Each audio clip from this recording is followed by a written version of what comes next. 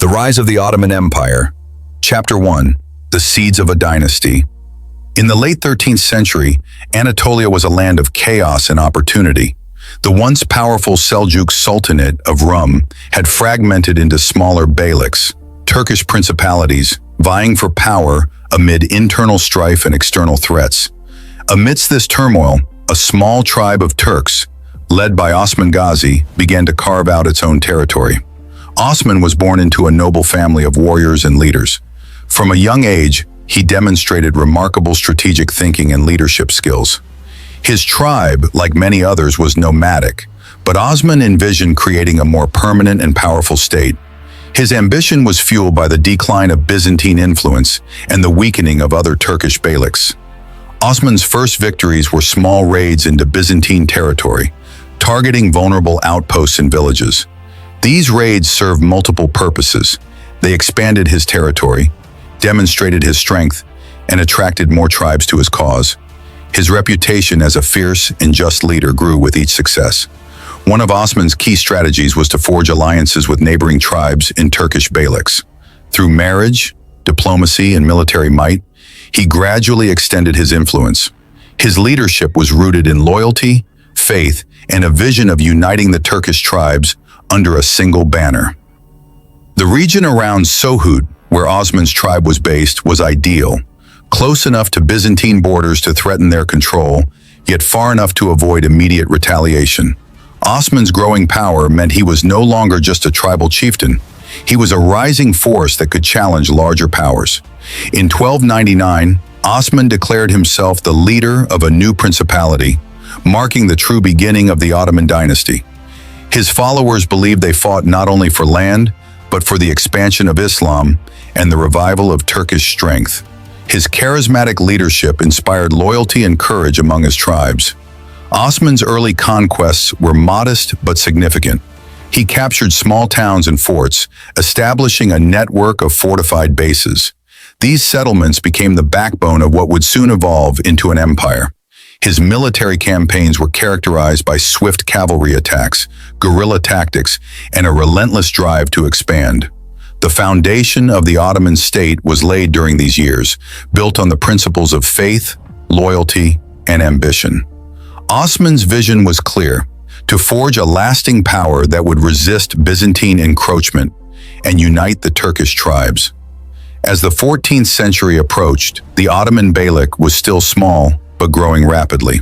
The future of the empire was uncertain, but its potential was undeniable.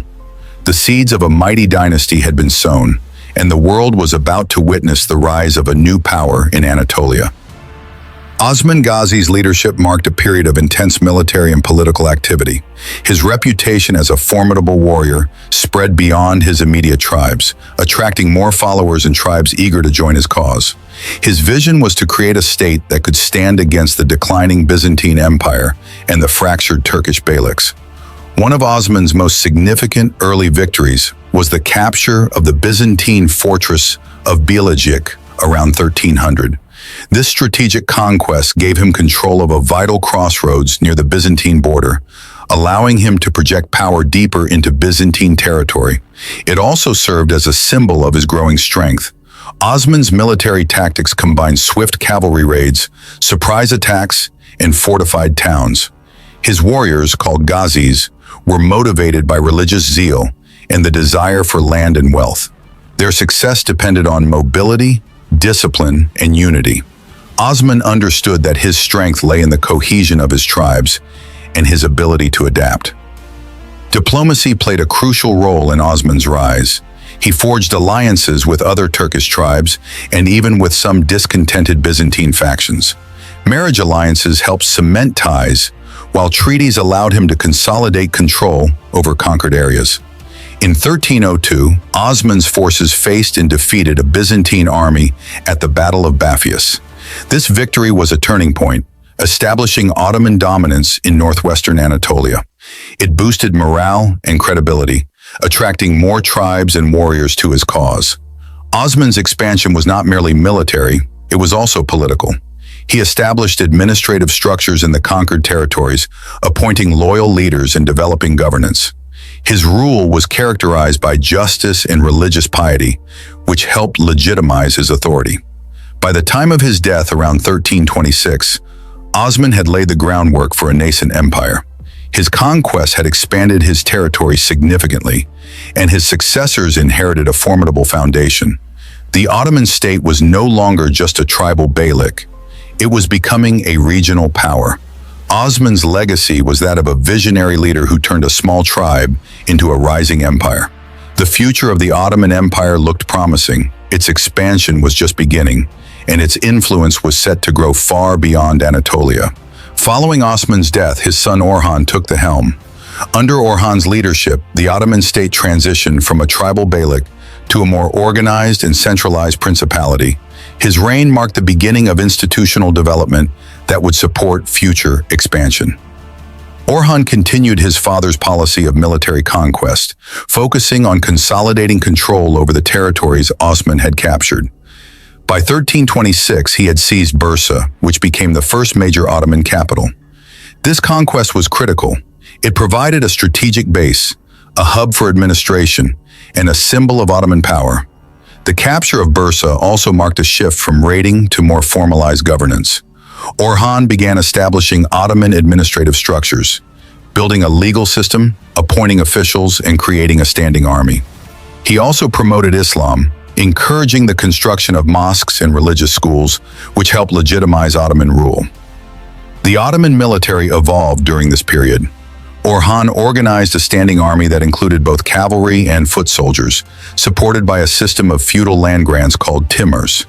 This system incentivized loyalty and military service, ensuring a steady flow of resources and troops. Orhan also expanded through diplomacy. He forged alliances with neighboring Turkish tribes and even with some Byzantine cities, offering protection in exchange for loyalty. These alliances helped stabilize Ottoman borders and facilitated further expansion. By the end of his reign, the Ottoman Empire was a formidable force in northwestern Anatolia, with a well-organized government and military. The foundations for future growth were firmly in place. The early Ottomans had demonstrated that they could combine military prowess with strategic diplomacy.